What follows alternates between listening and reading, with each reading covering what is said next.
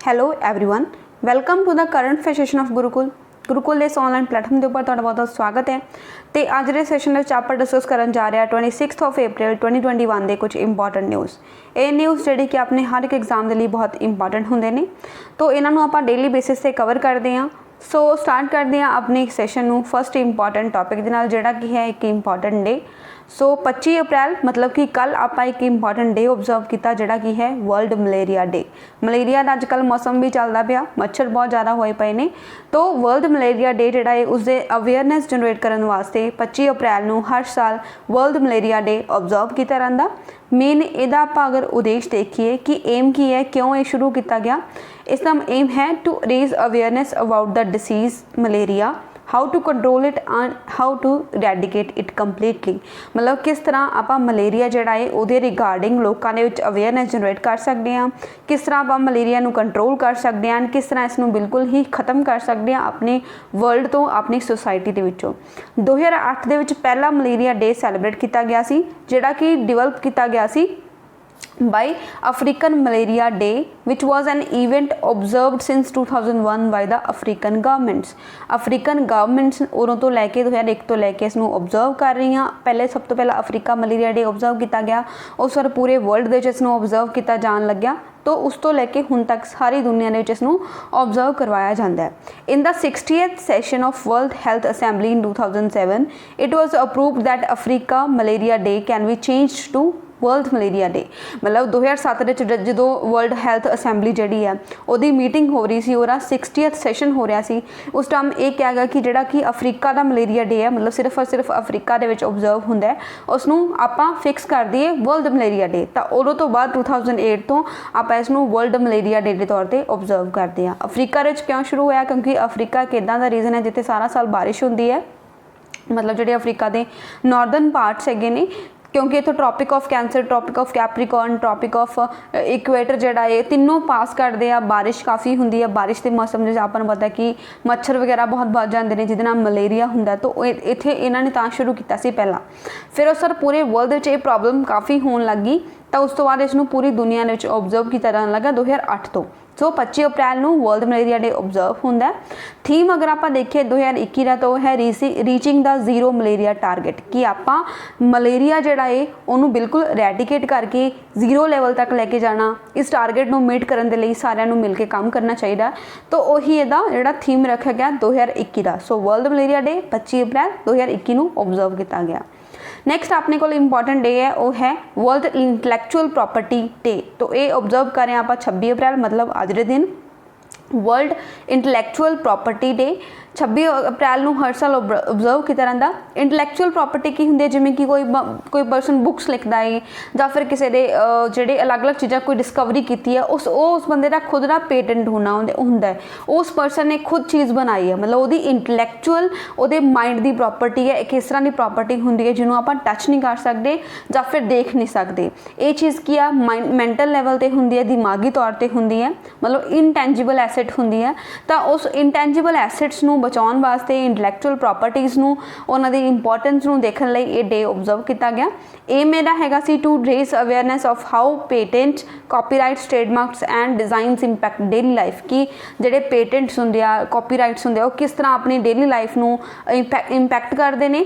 इसनूं जिहड़ा इस्टैबलिश किया गया सी, वो किया गया सी विपो मतलब वर्ल्ड इंटलैक्चुअल प्रॉपर्टी ऑर्गेनाइजेशन ने 2000 दे विच इसनूं स्टार्ट किया सी। तो अपने कोल क्वेश्चन बन सकता है कि इंटलैक्चुअल प्रॉपर्टी जिहड़ी आ वो डे है वो किहड़ी संस्था दे नाल लिंक करता है, वो है विपो world intellectual property organisation.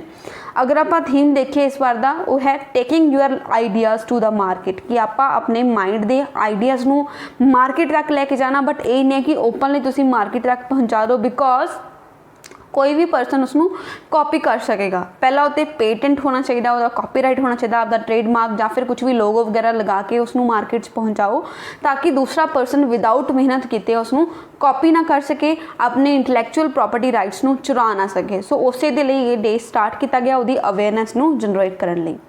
Now आपां स्टार्ट करते हैं अज दे इंपॉर्टेंट न्यूज़। तो पहला अपने को है स्वामित्व स्कीम। स्वामित्व स्कीम जी आ वो केड़ी मिनिस्ट्री के अंडर फॉल करती है। The Svamitva scheme falls under the ministry of विच। तो ये जिहड़ा क्वेश्चन है ये आई थिंक सो PCS दे एग्जाम दे विच भी आया सी, जिहड़ा इस बार होया, क्योंकि स्वामित्व स्कीम पिछले साल ही अपनी जिहड़ी गवर्नमेंट है उसने लॉन्च की सी। तो इसे लिए इस हुण इसनूं पूरा साल कंप्लीट हो गया है, तो अपने लिए ये चीज़ इंपॉर्टेंट बन जाती है कि स्वामित्व स्कीम हैगी की आ, किस मिनिस्ट्री के अंडर काम करती है, किसने लॉन्च की सी, कदों लॉन्च की सी। सो ये जिहड़ी स्वामित्व स्कीम है वो है पंचायती राज मिनिस्ट्री के अंडर। तो मिनिस्ट्री ऑफ पंचायती राज इसनूं इंप्लीमेंट कर रही है। Option B is the correct answer. Svamitva एक सेंट्रल सैक्टर स्कीम है मिनिस्ट्री ऑफ पंचायती राज की, जिहड़ी कि लॉन्च की गई सी प्राइम मिनिस्टर के द्वारा on national Panchayati Raj day, जिहड़ा कि 24 अप्रैल नूं आपां हर साल ऑब्जर्व करते हैं। 24 अप्रैल नूं क्यों ऑब्जर्व हुंदा है? क्योंकि जिहड़ा अपना पंचायती राज सिस्टम है, तो पंचायती राज जिहड़ा एक्ट आया सी वो फस्ट टाइम 24 अप्रैल नूं 1973 दे विच ही इंप्लीमेंट किया गया। तो उस दिन तो बाद ही आपां हर साल 24 अप्रैल नूं पंचायती राज डे जिहड़ा है नेशनल लैवल ते ऑब्जर्व करते हैं, क्योंकि जिहड़ा अपना पंचायती राज सिस्टम है, मतलब जिहड़ा अपना संविधान है, उहदे च 2 शेड्यूल ऐड किए गए सी 73rd ते 74th अमेंडमेंट करके। शेड्यूल अपना जिहड़ा शेड्यूल 11 ते 12 वो ऐड करके टोटल 12 शेड्यूल हो गए। उस तो पहला ओरिजिनली अपने संविधान दे विच 8 शेड्यूल हैगे सी, फिर 2 होर ऐड किए गए, दैन उस तो बाद 2 ऐड किए गए पंचायती राज ते म्यूनसिपैलिटी रिगार्डिंग, जो है schedule number 11 and 12। Constitutional amendment act 73rd ते 74 इंप्लीमेंट करके ये ऐड किए गए। उस तो बाद अपने India which Panchayati Raj system जिहड़ा ऑफिशियल तौर ते 3rd टियर सिस्टम जिहड़ा दे तौर ते इंप्लीमेंट होया। सो उसे दे लई ही आपां ये जिहड़ा डे ऑब्जर्व करते हैं पंचायती राज डे 24 अप्रैल नूं। एंड उसे दिन ते ही पिछले साल मतलब लॉकडाउन के टाइम पीरियड ते ये जिहड़ी स्वामित्व स्कीम है उसनूं लॉन्च किया गया सी अपने प्राइम मिनिस्टर जी के द्वारा, ते मिनिस्ट्री ऑफ पंचायती राज के अंडर काम करता है। ये जिहड़ा स्कीम है उसका एम हैगा to provide the record of rights #to village household owners in rural and issue property cards, कि जेड़े अपने विलेज हाउसहोल्ड्स ने मतलब पिंडां दे विच रहने वाले लोग ने रूरल एरियाज़ के लोगों नूं इशू करने प्रॉपर्टी कार्ड्स, मतलब जिहड़ी भी उन्होंने लैंड प्रॉपर्टी आ उसके कार्ड इशू करने इस स्वामित्व स्कीम के अंडर उन्होंने जिहड़ी प्रॉपर्टी आ उसनूं चैक करके। हुण इसनूं चैक करने के लिए ड्रोन्स वगैरह की हेल्प ली जाएगी, बिकॉज इट फिजिकली उस चीज़ को जाके मापना बहुत डिफिकल्ट है। तो जोड़े ड्रोन्स ने उन्होंने यूज़ करके ये जो उन्होंने लैंड प्रॉपर्टी राइट्स होंगे, प्रॉपर्टी होएगी, उसनों ऑब्जर्व कराया जाएगा। फिर उस बार उन्होंने जोड़े भी उस लैंड के ओनर्स होंगे उन्होंने उसके कार्ड इशू होंगे। सो बेसिकली इसका मतलब यही है कि जोड़े भी विलेज हाउस ओनर्स है ने उन्होंने उन्होंने प्रॉपर्टी कार्ड्स इशू करने। ये जी स्कीम है वो इंप्लीमेंट करी जाएगी पूरी कंट्री दे विच इन अ फेस्ड मैनर, मतलब ये नहीं है कि पूरी दी पूरी स्कीम जी सारे इंडिया में इक्को बारी इंप्लीमेंट हो जाऊगी। फेस्ड मैनर होएगी, मतलब पहला कुछ एरिया चूज़ कर ले फिर कुछ एरिया चूज़ कर ले, बट पूरे इंडिया इसनूं किया जाएगा इंप्लीमेंट पूरे 4 साल दे विच। 4 साल 2020 तो लैके 24 तक चलणगे एंड इवेंचुअली ये जी 6.8 लाख लोगों को कवर करेगी जिहड़े कि विलेज एरिया दे विच रहिंदे ने। सो विलेजर्स वास्ते ये स्कीम इंप्लीमेंट की गई है स्वामित्व scheme. About 1 lakh villages in states of UP, Haryana, Maharashtra, Madhya Pradesh, Uttarakhand, Karnataka and कुछ जेडे विलेजेस है ने पंजाब ते राजस्थान दे उन्होंने भी कवर किया जाएगा। एंड कुछ जेडे एरियाज है ने कंटिन्यूस ऑपरेटिंग सिस्टम मतलब कॉस्ट स्टेशन के अंडर एंड एक नैटवर्क बनाया गया पंजाब एंड राजस्थान का। इन्होंने सब चीज़ा सब जगह पर फेस्ड मैनर दे जोड़ा है इसनूं कवर किया जाएगा, स्वामित्व स्कीम नूं इंप्लीमेंट किया जाएगा। जड़ियाँ भी आप स्टेट्स की गल की all these 6 states have signed MOU with survey of India for drone survey. तो सर्वे ऑफ इंडिया के नाल कॉन्टैक्ट कर लिया कि ड्रोन सर्वे करवाओ तुसीं इस स्कीम नूं इंप्लीमेंट करने के लिए, मतलब ड्रोन्स की हैल्प नाल जिहड़ियां प्रॉपर्टीज़ ने उन्होंने सर्च आउट किया जाएगा, सर्वे किया जाएगा। ये जिहड़ियां स्कीम ने फाइनलाइज की गई digital property card format and the villagers to be covered for drone based survey, मतलब डिजिटल बेस्ड से प्रॉपर्टी कार्ड इशू हो जाएंगे, ड्रोन बेस्ड सर्वे वगैरह होएगा तो काम ईजी हो जाएगा। नैक्सट क्वेश्चन भी अपने को स्वामित्व स्कीम का ही है, तो केड़ी स्टेटमेंट करेक्ट है about this Swamitva scheme. First statement, it aims to provide the record of rights to village household owners in rural areas and issue property card, कि जेड़ा ये स्कीम है उस दे अंडर जोड़े भी विलेजर्स है ने उन्होंने प्रॉपर्टी के रिकॉर्ड मेनटेन हो जाएंगे प्लस उन्होंने प्रॉपर्टी कार्ड भी इशू किए जाएंगे रूरल एरियाज के विचकार। सैकेंड स्टेटमेंट कह रही है कि जी स्कीम है it is valid only in the 117 identified aspirational district of India. हालांकि आप हुणे देखा सी कि जी स्कीम है वो ऑल ओवर इंडिया जिन्ने भी विलेजर्स हैगे ने सब जगह पर इंप्लीमेंट होएगी, ना कि 117 कुछ पर्टिकुलर क्राइटेरिया है। सो सैकेंड स्टेटमेंट आ रॉन्ग होगी। Third statement the scheme is a central sector scheme. हुणे ही आप देखा सी कि जी स्वामित्व स्कीम है वो सेंट्रल सैक्टर स्कीम है, सेंटर के द्वारा इंप्लीमेंट करी जाने वाली स्कीम है। सो अपने को स्टेटमेंट हो गया करेक्ट फर्स्ट एंड थर्ड। तो ये जी अपने को ऑप्शन सी है first and third statement are correct. Swamitva scheme का आप सारी डिटेल देख ही चुके हैं कि जी सेंट्रल सैक्टर स्कीम है इसमें 24 अप्रैल 2020 इंप्लीमेंट किया गया सी विलेज हाउस होल्ड्स की प्रॉपर्टी का जो रिकॉर्ड देखने वास्ते, प्लस उन्होंने कार्ड इशू करने वास्ते टोटल 6.62 लाख विलेजर्स है जोड़े अपनी कंट्री के उन्होंने कवर किया जाएगा। सारे इंडिया के जिन्ने भी विलेजर्स है उन्होंने 4 साल ये कवर किया जाएगा। कुछ एरियाज भी दिते हुए इन्होंने सब तो पहला स्टार्ट की गई है स्कीम जी है पायलट बेसिस, मतलब अगर आप 2020-21 की गल करिए तो उस टाइम पर ये जो 6 स्टेट्स है ने उन्होंने कवर किया जाएगा। तो ये सारी इन्फॉर्मेशन आप ऑलरेडी देख चुके हैं कि इसके अंडर की करा जा रहा है। सो 2 क्वेश्चन अपने को हो गए। काफ़ी इंपॉर्टेंट स्कीम है अगर आप प्रॉपर्टी के पॉइंट ऑफ व्यू तो देखिए पिछले एग्जाम के अगर ये क्वेश्चन बन चुके हैं तो आने वाले किसी भी एग्जाम के क्वेश्चन बन सकता है, क्योंकि अगर अपनी सिविल सर्विसेज के एग्जाम पूछा गया तो दूसरे जोड़े इस तो लोअर लैवल के एग्जाम होंगे ने उन्होंने तो इस क्वेश्चन को पूछे जाते जोड़े चांसिस आ काफ़ी ज़्यादा हो जाते हैं। नैक्सट क्वेश्चन अपने को है जोड़ा इस टाइम काफ़ी गरमाया हुआ मुद्दा है एडहॉक जजेस का। तो कि स्टेटमेंट करेक्ट ने एडहॉक जजेस बारे। एडहॉक जजेस का मुद्दा क्यों न्यूज़ है बिकॉज रिसेंटली अपने इंडिया जोड़े केसेस की पेंडेंसी है, मतलब जोड़े पेंडिंग केसेस ने वो बहुत ज़्यादा हो चुके हैं एंड जोड़े जजेस है वो बहुत गिनती घट है तो उन्होंने केसेस को निपटाने के वास्ते कह रहे कि एडहॉक जजेस जोड़े उन्होंने अपॉइंटमेंट किया जा सकता है ताकि जोड़े केसेस आ उन्होंने पेंडेंसी रेट आ उसको रिड्यूस किया जा सके। तो कि स्टेटमेंट करेक्ट आ अबाउट एडहॉक जजेस इन इंडिया। फर्स्ट स्टेटमेंट कह रहा है कि जोड़े एडहॉक जजेस ने they can be appointed only in the case of high courts of India and not in the case of supreme court of India, कि सिर्फ और सिर्फ हाई कोर्ट के केस आप इंप्लीमेंट कर सकते हैं, इन्होंने सुप्रीम कोर्ट नहीं कर सकते। सेकेंडली एन एडहॉक जज of the high court is deemed to be ए जज of the high court in every sense accept ही और she does not have an age of retirement, कि कोई भी जो जज है वो बन सकता है एडहॉक जज, बस एक कंडीशन है कि वो जी रिटायरमेंट की एज ना हो जाए। हालांकि इस तरह बिल्कुल नहीं होंदा, एक प्रॉपर क्राइटेरिया होंदा, अगर वो कोई भी परसन कोई भी जज जोड़ा है उस क्राइटेरिया को पूरा करता है फिर ही वो एज आ एडहॉक जज अपॉइंट हो सकता, अदरवाइज नहीं हो सकता। सो ऑप्शन 2 भी रॉन्ग है, ऑप्शन 1 भी रॉन्ग है बिकॉज सिर्फ और सिर्फ हाई कोर्ट के एडहॉक जजेस अपॉइंट नहीं हो सकते, सुप्रीम कोर्ट के भी एडहॉक जजेस की अपॉइंटमेंट हो सकती है। So both the statements are incorrect. Option D is the right answer, neither 1 और neither 2 statement are correct. The appointment of ad hoc judges was provided for in the Constitution under Article 224A। 224A ਦੇ under high court ਦੇ ਵਿੱਚ ਐਡਹੌਕ ਜੱਜਸ appointment ਹੋ ਸਕਦੀ ਹੈ, supreme court ਦੇ ਵਿੱਚ ਵੀ ਐਡਹੌਕ ਜੱਜਸ ਦੀ appointment ਹੋ ਸਕਦੀ ਹੈ। Under the article chief justice of a high court, मतलब ਜਿਹੜੇ ਵੀ ਉਸ ਹਾਈ ਕੋਰਟ ਦੇ ਚੀਫ ਜਸਟਿਸ ਹੋਣਗੇ ਕਿਸੇ ਵੀ ਸਟੇਟ ਦੇ ਐਟ ਐਨੀ ਟਾइम ਪਹਿਲਾਂ ਉਹ ਪ੍ਰੀਵੀਅਸ ਕੰਸੈਂਟ ਲੈਣਗੇ ਪ੍ਰੈਜ਼ੀਡੈਂਟ ਤੋਂ ਐਂਡ ਫਿਰ ਉਹ ਕੀ ਕਰ ਸਕਦੇ ਕਿਸੇ ਵੀ ਪਰਸਨ ਨੂੰ who has held the office of a judge of that high court or any other high court ਉਹ ਇਸ ਜਿਹੜਾ ਐਡਹੌਕ ਜੱਜ ਦੀ ਪੋਸਟ ਤੇ ਬੈਠ ਸਕਦੇ ਆ। मतलब ਇਹ ਨਹੀਂ ਕਿ ਕਿਸੇ ਵੀ ਪਰਸਨ ਨੂੰ ਬਿਠਾ ਦੇਣਗੇ, ਅਗਰ ਕੋਈ ਜੱਜ ਜਿਹੜੇ ਆ ਉਹ ਪਹਿਲਾਂ ਹੀ ਹਾਈ ਕੋਰਟ ਦੇ ਵਿੱਚ ਰਹਿ ਚੁੱਕੇ ਆ ਜਾਂ ਫਿਰ ਕਿਸੇ ਹੋਰ ਸਿਮਿਲਰ ਸਟੇਟ ਦੀ ਹਾਈ ਕੋਰਟ ਦੇ ਵਿੱਚ ਰਹਿ ਚੁੱਕੇ ਆ ਤਾਂ ਉਹਨਾਂ ਦਾ ਨਾਮ ਜਿਹੜਾ ਹੈ ਉਹ ਪ੍ਰੈਜ਼ੀਡੈਂਟ ਦੀ ਪ੍ਰਾਇਰ ਅਪਰੂਵਲ ਲੈ ਕੇ फिर उन्होंने अपॉइंट किया जा सकता है एज आ एडहॉक जज of high court by the chief justice of that high court. ये जोड़े जज होंगे मतलब जोड़े एडहॉक जज है उन्होंने सारिया अलाउंसेस ते प्रिविलेजेस मिलणगियां जो अपने प्रेजिडेंट जोड़े डिटरमाइन करेंगे एंड उन्होंने जुरिडिक्शन भी सेम होएगी, पावर्स प्रिविलेजेस जोड़े कि आप नॉर्मल हाई कोर्ट के जज दियाँ होंदियां, but he will not otherwise भी डीम्ड टू बी जज ऑफ द हाई कोर्ट। मतलब बाकी अगर जो जिस चीज़ वास्ते उन्होंने अपॉइंट किया गया वो काम पूरा हो गया उस तो बाद वो जज ऑफ द हाई कोर्ट नहीं रहने उन्ने टाइम लिए नहीं रहने जिन्ने टाइम लिए उन्होंने अपॉइंट किया गया। सो ये है हाई कोर्ट के जज दियाँ कुछ कंडीशनस जोड़े कि एडहॉक जज बन सकते हैं।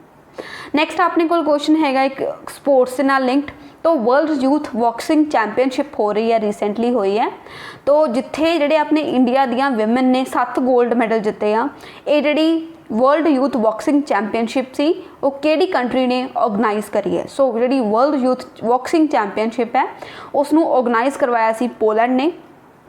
ऑप्शन डी अपने ऑप्शन सी अपना राइट आंसर हो गया। इस जगह पे अपने इंपॉर्टेंस की हो रही है बिकॉज इस जी चैंपीयनशिप आ और इंडिया दियाँ 7 विमेंस ने गोल्ड मैडल जिते आ, तो अपने लिए इसनू देखना जरूरी हो जाता भी ये जी चैंपीयनशिप आ किस जगह पर हुई है। In the World Youth Boxing Championship held in Kielce, Poland, Indian women boxers created history with 7 gold medals। हुण तक दी हिस्टरी क्रिएट हुई आ, इक्को जगह ते 7 गोल्ड मैडल जिते ने इंडियन विमेन ने। वो विमेन किहड़ियां हैगियां सी? Geetika, Nyoram, Baby Rojisana Chanu, Poonam Binka, Arundhati Chaudhary, T Sanama Chanu and Alfiya Pathan.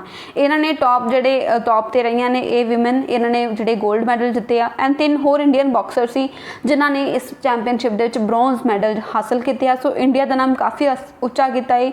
Poland के चैंपीयनशिप हुई है। थोड़े लिए क्वेश्चन है कि पोलैंड किस जगह पर लोकेटेड है, पोलैंड की कैपिटल की है। इसका आंसर देख के तुसी कमेंट सैक्शन के कमेंट करोगे ताकि थोड़े कोलों भी थोड़ी जी मेहनत हो जाए। बिकॉज अगर आप खुद कोई चीज़ देखते हैं तो अपन ईजिली याद भी रह जाते, लंबे टाइम लिए याद रह जाती है। सो पोलैंड की कैपिटल एंड ये जी पोलैंड कंट्री है वो किहड़े कॉन्टीनेंट के लोकेटेड है, ये भी थानू पता होना चाहिए। Next question, Codex Alimentarius which was making news recently is associated with which field? तो कोडेक्स एलिमेंट्रियस केड़ी फील्ड के नाल रिलेटेड है? रिसेंटली न्यूज़ चल रहा सी whether it is a defence procurement और climate change, food standards, artificial intelligence. Codex Alimentarius की है? सो ये एक फूड स्टैंडर्ड है जोड़ा कि रिसेंटली न्यूज़ चल रहा सी। Option C is the correct answer. Codex Alimentarius international food standards के गाइडलाइंस जिहड़े हैगे ने, it contribute to the safety and quality of international food trade. मतलब जिहड़ा इंटरनेशनल लैवल ते फूड का व्यापार हुंदा है उस दे नाल रिलेटेड है, उहदी सेफ्टी ते उहदी क्वालिटी बारे लिंक करदा है। इसनू फाइंड आउट किया गया सी 1963। स्टैंडर्ड्स जिहड़े आ प्रोवाइड किए जाते हैं बाय रिस्क असैसमेंट बॉडीज़ और consultation organised by FAO and WHO, food and agriculture organisation and world health organisation. दोनों मिला के जिहड़ियां भी अलग अलग तरह के स्टैंडर्ड्स वगैरह बनाते हैं वो रिस्क असैसमेंट वास्ते इसनू बनाया गया। रिसेंटली 5th सैशन होया Codex committee on spices and culinary herbs CCSCH establish under Codex Alimentarius commission. मतलब कोडेक्स एलिमेंट्रिस कमीशन के अंडर ही एक कमेटी बनाई गई है, उसका 5th सैशन कंडक्ट होया। दैट्स वाई न्यूज़ चल रहा ये जोड़ा वर्चुअली होया, जोड़ा भी आप कह रहे हैं कि सैशन कमेटी का इस टाइम सैशन होया, ये सैशन वो इस टाइम इनॉग्रेट किया गया virtually. It taken place from April 20 to April 29 virtually with over 300 participants। मतलब अलग अलग जगह तो 300 पार्टिसिपेंट्स पार्टिसिपेट कर रहे हैं।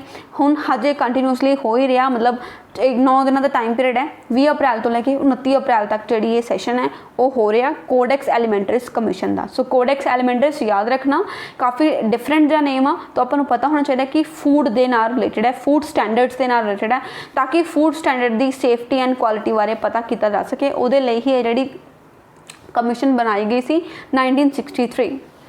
नैक्सट क्वेश्चन अपने को है वर्ल्ड अर्थ डे के नाल लिंक्ड। तो वर्ल्ड अर्थ डे जोड़ा है आप रिसेंटली कुछ दिन पहला ही ऑब्जर्व किया।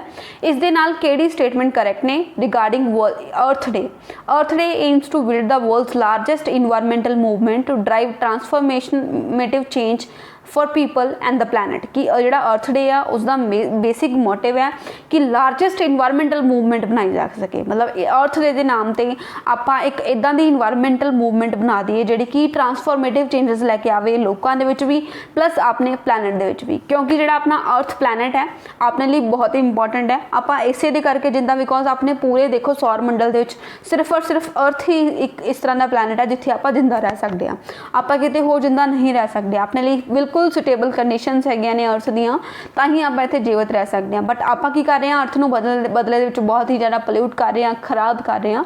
तो आपको इस तरह की एक्टिविटीज़ तो बचना चाहिए, मतलब अर्थ को सेव करना चाहिए। प्लस आप अर्थ डे के तौर पर एक डे ऑब्जर्व करके किस तरह सारे लोगों को एक ट्रांसफॉर्मेशन लैके आने लई उन्होंने अवेयर कर सकते हैं। सो इसलिए ये डे जोड़ा है उसका मोटिव है। And the year 2021 marks the 50th anniversary of annual celebration of earth day कि जोड़ा इस वारी का आप 2021 का सैलीब्रेट कर रहे हैं अर्थ डे, वो 50th एनिवर्सरी सैलीब्रेट कर रहे हैं वर्ल्ड अर्थ डे की। The landmark Paris agreement was signed on earth day 2016। Paris agreement जोड़ा कि वर्ल्ड के पूरे पोल्यूटेंट होंगे जिमें कार्बन डाइऑक्साइड वगैरह उसकी एमिशन को रिड्यूस करने के लिए एक एग्रीमेंट साइन किया गया 2016 तो कह रहा है कि वह भी अर्थ डे ते ही इसनों स्टार्ट किया गया सी। सो किहड़ी स्टेटमेंट करैक्ट आप देखांगे। सो ये अगर आप गल करिए सिर्फ और सिर्फ 2 स्टेटमेंट करैक्ट ने, first and third. Second statement wrong है बिकॉज 50th एनिवर्सरी नहीं सैलीब्रेट कर रहे आप। तो option B is incorrect, option 1 and 3 are correct. So option B अपना राइट आंसर हो गया। 1 and 3 only are correct statements. April 22 ਨੂੰ ਆਪਾਂ अर्थ डे ऑब्जर्व करते हैं। इंटरनेशनल इवेंट आ सैलीब्रेट किया जाता पूरे वर्ल्ड दे which to pledge support for environmental protection. Environment की प्रोटैक्शन वास्ते सपोर्ट लिए आप प्लेज कर रहे हैं, उस चीज़ वास्ते ये डे ऑब्जर्व होंगे। 22 अप्रैल को बहुत ज़्यादा इंपॉर्टेंट डे आ। एंड अगर आप अर्थ डे की गल करिए पहली बारी 1970 इसनों ऑब्जर्व किया गया। सो इस बारी यदि 50th एनिवर्सरी नहीं सी, 51st एनिवर्सरी आप सैलीब्रेट कर रहे सी अर्थ डे की। The event was triggered by the 1969 Santa Barbara oil spill. तो संता बारबरा एक ऑयल स्पिल होया सी। तो ऑयल स्पिल मतलब कि एक शिप सी और ऑयल कैरी हो रहा सी, वो ऑयल जोड़ा है उस समुद्र के ही स्पिल हो गया, मतलब डुल गया। तो वो जी अपनी अर्थ है उसनों काफ़ी नुकसान होया, वाटर पल्यूट होया, आस पास के जोड़े उतों की फ्लोरा फोना सी, इकोलॉजी सी, वो जी काफ़ी इफेक्ट हुई इस चीज़ तो उस तो बाद ही इसनों स्टार्ट किया गया अर्थ डे नूं, क्योंकि 69 इवेंट होया, 70 आप इसनों ऑब्जर्व करना स्टार्ट किया। एक ही काफ़ी सारे जिमें स्मॉग हो गया, रिवर नूं पल्यूट कर रहे हैं, उन्होंने सारे इशूज़ के नाल टैकल करता है। 2009 यूनाइटेड नेशन ने डेजिग्नेट करता 22 अप्रैल को as international Mother Earth Day. मतलब 22 अप्रैल तो इसनों पूरे दुनिया में इंटरनेशनल लैवल पर मदर अर्थ डे के तौर पर UN के दौरान डेजिग्नेट कर दिता गया। Earth Day is now globally coordinated by the ORG इसनों कोऑर्डिनेट करता है, जी कि एक नॉट फॉर प्रॉफिट ऑर्गेनाइजेशन है। पैरिस एग्रीमेंट इस दिन ही साइन किया गया। इस बारी आप 51st एनिवर्सरी सैलीब्रेट कर रहे हैं बिकॉज ये 1970 स्टार्ट किया गया। एंड थीम जोड़ा कि बहुत इंपॉर्टेंट है, मोस्ट इंपॉर्टेंट चीज़ है कि जोड़ा इस बार का अर्थ डे का थीम रहा वो है रीस्टोर आर अर्थ, कि आप अपनी अर्थ को रीस्टोर करना। जिन्ने भी आप इससे सारे जोड़े करैक्टरिस्टिक्स ने उन्होंने मिटा चुके हैं, मतलब यदि जी फ्रैश एयर होंगी सी आप उसनों खत्म कर चुके हैं। प्लस आप जी एक प्रोटैक्टिव लेयर होंगी सी ओजोन लेयर उसनों भी नुकसान पहुँचा चुके हैं। डेली आप वाटर पल्यूट करते हैं, इन्वायरमेंट पल्यूट करते हैं, अलग अलग तरह के पोल्यूटेंट्स जोड़े आप हवा के छड्डते हैं, उन्होंने चीज़ों आप खत्म करना, अर्थ नूं रीस्टोर करना बिकॉज इस टाइम की नीड है। अगर आप हुण ना किया तो अपने नाल उही गल होएगी कि जिहड़ा अजकल काफ़ी ट्रेंडिंग दे विच है कि जिहड़ा अपना बचपन सीगा वो तो अपने पेरेंट्स की स्ट्रिक्टनेस चला गया। हालांकि फनी चीज़ है, वैसे पेरेंट्स की स्ट्रिक्टनेस होना जरूरी है।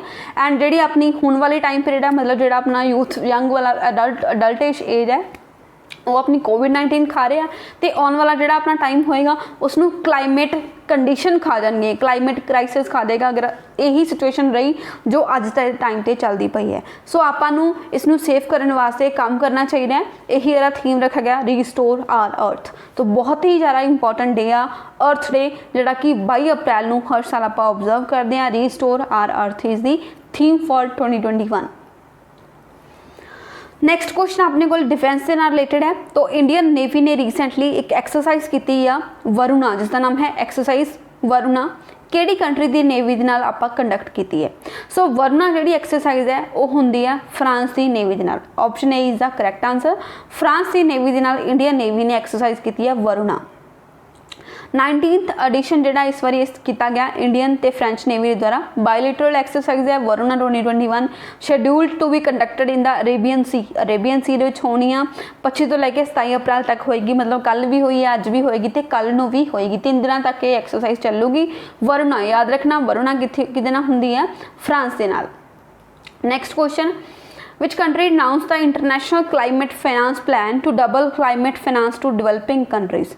ਕਿਹੜੀ ਕੰਟਰੀ ਨੇ ਕਿਹਾ ਕਿ ਉਹਨਾਂ ਨੇ ਇੱਕ ਪਲਾਨ ਬਣਾਇਆ international climate finance plan, climate ਦੇ ਲਈ ਫਾਈਨਾਂਸ ਪਲਾਨ ਬਣਾਇਆ ਤਾਂ ਕਿ ਡਿਵੈਲਪਿੰਗ ਕੰਟਰੀਜ਼ ਨੂੰ ਜੋ ਵੀ ਉਹ ਕੰਟਰੀਬਿਊਟ ਕਰ ਰਹੇ ਆ ਉਸ ਕੰਟਰੀਬਿਊਸ਼ਨ ਨੂੰ ਡਬਲ ਕੀਤਾ ਜਾ ਸਕੇ ਕਲਾਈਮੇਟ ਵਾਸਤੇ, ਕਲਾਈਮੇਟ ਨੂੰ ਇੰਪਰੂਵ ਕਰਨ ਲਈ। ਸੋ ऑब्वियसली डिवेलपिंग कंट्रीज़ ਲਈ ਬਣਾਇਆ ਤਾਂ ਕੋਈ ਇਦਾਂ ਦੀ ਕੰਟਰੀ ਹੋਏਗੀ ਜਿਹੜੀ ਡਿਵੈਲਪਡ ਹੈ। ਹਾਲਾਂਕਿ ਜੋ ਆਪਣੇ ਕੋਲ ਆਪਸ਼ਨਸ ਗਿਵਨ ਨੇ ਉਹ ਸਾਰੀਆਂ ਹੀ ਡਿਵੈਲਪ ਕੰਟਰੀਜ਼ ਨੇ।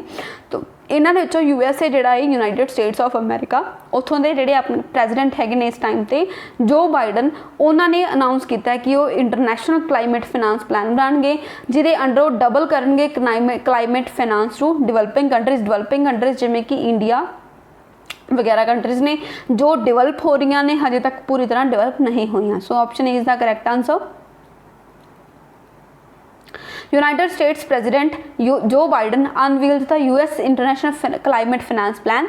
उन्होंने अनाउंस किया कि जी कंट्री है it would double public climate finance to help poor countries reduce greenhouse gas emissions. मतलब जो पुअर कंट्रीज ने उन्होंने ग्रीन हाउस गैस एमिशनस नू रिड्यूस करने वास्ते हैल्प करने लई ये जिहड़ा अपना फाइनेंस प्लान आ उसनू डबल करनगे। And new climate finance plan के अकॉर्डिंग इन्होंने कहा कि जिहड़े न्यू गोल होएगा कि असी जिहड़ी क्लाइमेट दी विच अलग अलग तरह के एमिशनस हुंदे ने उन्होंने 50 तो लैके 52% तक कट करांगे फ्रॉम 2005 लैवल। मतलब 2005 दे विच जिन्ने लैवल दी एमिशनस हुंदे सी उस तो उहदे कंपैरिजन उहदे तो ही 50 तो 52% दा जिहड़ा एमिशन है वो कट करन जा रहे हैं आने वाले कुछ सालों ताकि जो अपना क्लाइमेट है उसनू सेफ किया जा सके, उसनू बचाया जा सके। जिहड़ियां अपनी वर्स्ट कंडीशनस हो रही ने उन्हां चीज़ों तो अपने क्लाइमेट नू दूर रखा जा सके, थोड़ी जी प्रोटैक्शन वास्ते ये चीज़ शुरू की गई है। एंड रिसेंटली काफ़ी सारे कंट्रीज सब अपने गोल्स अनाउंस कर रही हैं कि असी इन्ने % कट करांगे, असी इन्ने % कट करांगे। जिवें कि रिसेंटली चाइना ने भी अनाउंस किया कि असी अपने एमिशन जिहड़े उन्होंने 50% तक कट करांगे बाय 2060। बट इंडिया ने हजे इदां दा कोई भी जिहड़ा अनाउंसमेंट नहीं की बिकॉज इंडिया एक इदां दी कंट्री है जी काफ़ी लेट डिवेलपमेंट शुरू की है। मतलब जड़ियाँ कंट्रीज ऑलरेडी डिवेलपमेंट कर चुकिया ने उन्होंने बहुत सारा क्लाइमेट खराब कर दिता है। बट अगर वो हुण कहन कि जिन्ना असी काम कर रहे हैं उन्ना ही इंडिया काम करे, पॉसिबल नहीं है। बिकॉज इंडिया ने जोड़े काम उन्होंने अज तो 50 साल पहले कर ले वो हुण करने शुरू किए हैं। तो आप वैसे बहुत एफर्ट कर रहे हैं अपने इंडिया सोलर पावर पर काफ़ी काम किया जा रहा है। तो इस तरह के काफ़ी काम किए जा रहे हैं बट आप हजे कोई टारगेट फिक्स नहीं किया कि कदों तक असी अपने जोड़े एमिशनस है उन्होंने रिड्यूस करांगे, उन्होंने कट करांगे। Next question, mount Annapurna which was making news recently is located in which country. Mount Annapurna recently news चल रहा सी तो किहड़ी कंट्री दे विच लोकेटेड है। आप काफ़ी सारे माउंट सुने ने जिवें माउंट एवरेस्ट हो गया, जन गॉडविन ऑस्टिन है अपना K2 जिहड़ा कि POK दे विच आंदा है। उस तरह काफ़ी सारे माउंटेन पीक्स ने। जिहड़ी माउंट अन्नपूर्णा है वो भी नेपाल दे लोकेटेड है। तो इसनू रिसेंटली अपने इंडिया के परसन ने क्लाइंब किया है। फर्स्ट टाइम ये होया कि इसनू क्लाइंब किया गया। सो इसलिए न्यूज़ आ गया कि माउंट अन्नपूर्णा कित्थे है। So mount Annapurna is located in Nepal. Option B is the right answer. Annapurna mountain range in the Himalayas का ही पार्ट है Annapurna. North central Nepal located है। 10th हाईएस्ट माउंटेन पीक है अगर आप पूरे वर्ल्ड की गल करिए विच इनकलूड्स अ पीक ओवर 8000 मीटर यदी हाइट हैगी आ। रिसेंटली प्रियंका मोहिते फ्रॉम सतारा इन महाराष्ट्र की एक विमेन है प्रियंका मोहिते। वो फर्स्ट इंडियन विमेन बनी है जिन्हें माउंट अन्नपूर्णा नू क्लाइंब किया। She had earlier summited several peaks including mount Everest. मतलब हुण तक पहला वो माउंट एवरेस्ट के नाल कुछ होर पीक्स नू ऑलरेडी क्लाइंब कर चुके हैं। नाउ इंडिया की पहली वीमेन बने जिन्होंने माउंट अन्नपूर्णा नू भी क्लाइंब कर लिया। सो अपने लिए इंपॉर्टेंट न्यूज़ हो रही है अगर इदा का कोई क्वेश्चन आता बिकॉज आपको पूछ सकते हैं कि माउंट अन्नपूर्णा कितने लोकेटेड है। सो नेपाल दे लोकेटेड है। एंड केड़ी माउंटेन रेंज का पार्ट है, ये हिमालयन की माउंटेन रेंज का पार्ट है mount Annapurna. So this is the end of the video. ये सन अज दे अपने कुछ इंपॉर्टेंट न्यूज़। उस बाद थोड़े लिए एक छोटी जी इंपॉर्टेंट न्यूज़ है कि अगर तुसी कोई भी बैचेस ज्वाइन करने हो तो तुसी इस नंबर पर कॉल करके इंक्वायरी कर सकते हो। एंड हुण रिसेंटली ही अपने PSTCL दी वैकेंसीज भी आउट हो चुकी ने। अपने दूसरे एग्जाम जिमें कि नायब तहसीलदार वगैरह या फिर पटवारी वो भी पोस्टपोन हो चुके हैं। थोड़े को इनफ टाइम है, तुसी इस टाइम अपनी प्रिपरेशन कर सकते हो। प्रिपरेशन करने लिए तुसी जुड़ सकते हो गुरुकुल अबोहर के ऑनलाइन प्लेटफॉर्म के नाल भी। एंड उसनू उस दे नाल जुड़न ਕਰਨ ਲਈ ਤੁਸੀਂ ਗੁਰੂਕੁਲ ਬੋਰਡ ਦੀ ਜਿਹੜੀ ਐਪ ਉਸ ਨੂੰ ਪਲੇ ਸਟੋਰ ਤੋਂ ਜਾ ਕੇ ਡਾਊਨਲੋਡ ਕਰ ਸਕਦੇ ਹੋ। ਉਸ ਤੋਂ ਤੁਹਾਡੀ ਹੋਰ ਕੋਈ ਵੀ ਕੁਐਰੀ ਹੋਵੇ ਤੁਸੀਂ ਇਸ ਨੰਬਰ ਤੇ ਕਾਲ ਕਰਕੇ ਲੈ ਸਕਦੇ ਹੋ। And if you have like the video then like share ਤੇ ਸਬਸਕ੍ਰਾइब जरूर करना।